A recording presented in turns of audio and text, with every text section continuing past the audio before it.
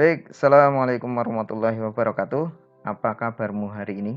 Semoga kalian tetap dalam kondisi sehat walafiat untuk menjalani pembelajaran kali ini. Ketemu lagi dengan saya. Kali ini kita masih di kelas 10 untuk materi bab 2 di bagian yang keempat. Baik, jangan lupa kita mulai dulu dengan berdoa dan silakan berdoa terlebih dahulu. Dan bagi kalian yang belum subscribe, silakan di subscribe, silakan dilihat videonya sampai selesai, jangan di skip. Baik, kita mulai untuk bagian yang keempat. Kalau kemarin kita sudah membahas tentang naturalisasi dan sebab-sebab tentang kehilangan kewarganegaraan Indonesia serta kerukunan antar umat beragama, kali ini kita akan membahas tentang sistem pertahanan dan keamanan negara Republik Indonesia. Yang pertama yaitu substansi pertahanan dan keamanan negara Republik Indonesia. Kalau kita lihat pertahanan dan keamanan negara kita, dasar hukumnya itu ada di pasal 30 Undang-Undang Dasar Negara Republik Indonesia tahun 1945 ayat ke-1 sampai dengan ke-5. Nah, kita akan lihat satu persatu. Dalam ayat 1 disebutkan bahwa tiap-tiap warga negara berhak dan wajib ikut serta dalam usaha pertahanan dan keamanan negara. Di sini sangat jelas disebutkan siapa yang berhak dan wajib ikut serta, yaitu warga negara. Nah, ayat 2-nya yaitu menjelaskan tentang sistem pertahanan dan keamanan negara kita. Apa itu? Usaha pertahanan dan keamanan negara dilaksanakan melalui sistem pertahanan dan keamanan rakyat semesta oleh Tentara Nasional Indonesia dan Kepolisian Negara Republik Indonesia sebagai kekuatan utama dan rakyat sebagai kekuatan pendukung. Kalau kita lihat di sini di ayat 2 disebutkan sistemnya apa? Yaitu sistem pertahanan dan keamanan rakyat semesta atau biasa disingkat dengan Sishankamrata. Ada dua kekuatannya, yaitu kekuatan utama dan kekuatan pendukung. Kekuatan utamanya siapa? Yaitu TNI dan Polri. Sedangkan kekuatan pendukungnya adalah rakyat. Nah, di sini nih, rakyat. Nah, sekarang kita lihat. Ayat 3 dan 4 menjelaskan tentang TNI dan Polri. Sekarang kita lihat ayat 3-nya. Tentara Nasional Indonesia terdiri atas Angkatan Darat, Angkatan Laut, dan Angkatan Udara sebagai alat negara, bertugas mempertahankan, melindungi, dan memelihara keutuhan dan kedaulatan negara. Kalau kita lihat di sini TNI adalah alatnya negara, bukan alat pemerintah, ya. Nah, TNI terdiri dari apa saja? Yaitu ada Angkatan Darat, ada Angkatan Laut, ada Angkatan Udara. Nah, tugasnya apa? Yaitu mempertahankan, melindungi, dan memelihara keutuhan dan kedaulatan negara.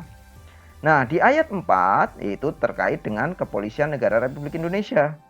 Kepolisian Negara Republik Indonesia sebagai alat negara yang menjaga keamanan dan ketertiban masyarakat bertugas untuk apa? Melindungi, mengayomi, melayani masyarakat serta menegakkan hukum. Ya. Nah, ini jelas tugasnya. Sama-sama alat negara tapi tugasnya berbeda. Kalau polisi lebih ke sipil, yaitu ke masyarakat, melindungi, mengayomi, melayani masyarakat dan menegakkan hukum. Nih, ayat 3 dan ayat 4 ya. Nah, pertanyaan buat kalian nih, kenapa TNI sama Polri baretnya miringnya beda? Ya, baik. Nah, ayat 5-nya, susunan dan kedudukan Tentara Nasional Indonesia, Kepolisian Negara Republik Indonesia, hubungan kewenangan Tentara Nasional Indonesia dan Kepolisian Negara Republik Indonesia di dalam menjalankan tugas dan syarat-syarat keikutsertaan warga negara dalam usaha pertahanan dan keamanan diatur dengan undang-undang. Jadi nanti akan ada undang-undang yang mengatur terkait dengan TNI dan Polri ini, Sishankamrata ini. Baik, itu terkait dengan sistem pertahanan dan keamanan rakyat semesta. Dasarnya pasal berapa tadi? Pasal 30 ayat 1 sampai dengan ayat 5. Nah, tadi disebutkan bahwa sistem kita adalah sistem Sishankamrata. Cirinya ada 3. Yang pertama yaitu kerakyatan. Yang kedua, kesemestaan. Yang ketiga apa? Yaitu kewilayahan. Apa itu kerakyatan? Apa itu kesemestaan? Apa itu kewilayahan? Kerakyatan yaitu orientasi pertahanan dan keamanan negara diabdikan oleh dan untuk kepentingan seluruh rakyat. Jadi, pertahanan dan keamanan rakyat itu ya dari rakyat, oleh rakyat, untuk rakyat. Ya. Yang kedua, kesemestaan, yaitu seluruh sumber daya nasional didaya gunakan bagi upaya pertahanan. Negara kita punyanya apa? Itulah yang kita gunakan sebagai sumber pertahanan kita. Ya, sebagai sumber daya pertahanan kita. Oh, kita punyanya bambu, makanya dulu kita menggunakan bambu runcing. Yang ketiga, kewilayahan, yaitu gelar kekuatan pertahanan dilaksanakan secara menyebar di seluruh wilayah NKRI sesuai dengan kondisi geografis sebagai negara kepulauan. Negara kita kan kepulauan, ada 17.500 lebih pulau. Nah, di sini gelar kekuatannya ya nggak hanya di Pulau Jawa, tidak hanya di pulau-pulau tertentu, ya semuanya harus ada. Ya, kekuatan pertahanan kita harus menyebar di seluruh wilayah negara kesatuan Republik Indonesia. Ini 3 ciri. Tadi apa saja? Yang pertama kerakyatan, yang kedua kesemestaan, yang ketiga kewilayahan. Ya. Nah, sekarang kita masuk ke dalam kesadaran bela negara. Ya.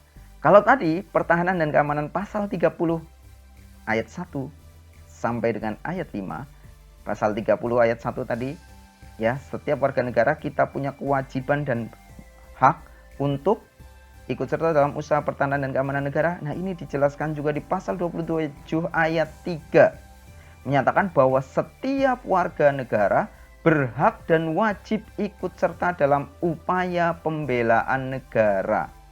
Ya, jadi kita itu wajib dan juga berhak dalam bela negara.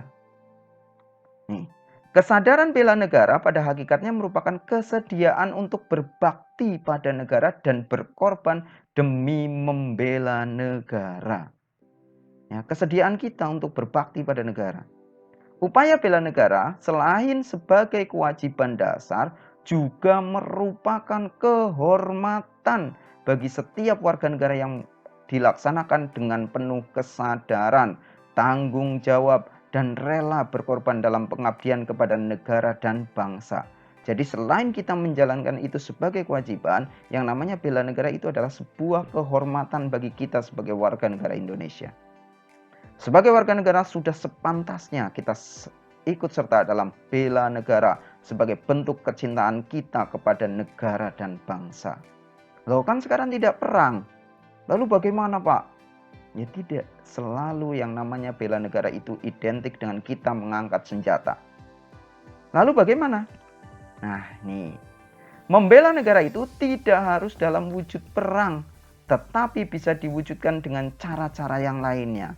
Apa saja itu? Yang pertama, kita lihat, ikut serta dalam mengamankan lingkungan sekitar seperti Siskamling. Ya, nih, sistem keamanan lingkungan. Kita lihat, ya, ada kalau di istilahnya ada ronda, jaga malam dan lain sebagainya. Itu kan kita, itu sudah bela negara. Nah, yang kedua, ikut serta membantu korban bencana di dalam negeri. Seperti sekarang contohnya, ya, kita sedang pandemi.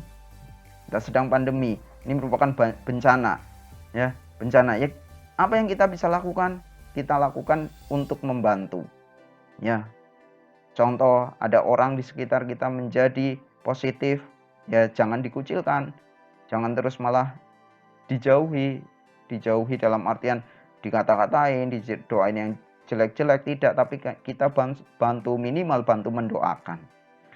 Mendoakan apa? Supaya sehat kembali, supaya segera negatif. Yang ketiga, belajar dengan tekun. Ya, contohnya pendidikan kewarganegaraan yang seperti yang kita lakukan sekarang. Ya, nih. Karena apa? PPKN otomatis di situ ada bela negara, ada tentang Pancasila, tentang lembaga-lembaga negara dan lain sebagainya. Yang keempat, mengikuti kegiatan ekstrakurikuler seperti Paskibra, PMR, Pramuka. Nih, kamu ikut ekstrakurikuler itu sudah bela negara. Kalau di sekolah ada ekstrakurikuler wajib kepramukaan. Dasarnya apa? Permendikbud nomor 63 tahun 2014. Ya, itu silakan diikuti, itu sudah sebagai bentuk bela negara. Yang kelima, pelatihan dasar kemiliteran secara wajib. Ya, kalau ada pendidikan dasar militer secara wajib silahkan diikuti kalau memang diwajibkan. Yang keenam, pengabdian sebagai anggota TNI ataupun Polri, itu sudah bela negara. Yang kedelapan, pengabdian sesuai dengan profesi keahlian. Misal nanti kamu jadi dokter, silahkan mengabdi sesuai dengan janji profesinya. Kamu sebagai nanti profesor, sebagai dosen, sebagai doktor, ya silahkan kamu mengabdi sesuai dengan keahlian. Pak, pengusaha sih bagaimana? Ya silahkan pengusaha, ya jadi entrepreneur. Baik, itu inilah terkait dengan bela negara. Kita bisa melakukan bela negara tidak harus dengan cara kita mengangkat senjata, mengangkat pulpen. Kamu senang sepak bola, silakan berlomba-lomba. Berlomba-lombalah dalam kebaikan. Tugas buat kamu ini, ya. Saya ingin mengerti jawaban kamu. Jelaskan, apakah Indonesia memerlukan pendidikan wajib militer bagi warganya? Ya, apa kalau memang memerlukan pendidikan wajib militer, silakan dijelaskan apa alasannya. Yang kedua, bagaimanakah cara yang menurut kalian tepat untuk menumbuhkan rasa bela negara bagi generasi kalian yang disebut generasi Z? Silakan dijawab, silakan kalau sudah selesai dikumpulkan ke gurumu masing-masing. Baik, itu saja dari saya untuk pertemuan kali ini di bab 2 bagian keempat. Semoga hari ini ada manfaatnya. Semoga kita semua sehat selalu. Jangan lupa untuk bahagia dan tetap membahagiakan orang lain. Ya, yang belum subscribe silahkan di subscribe. Banyak salahnya saya mohon maaf. Assalamualaikum warahmatullahi wabarakatuh.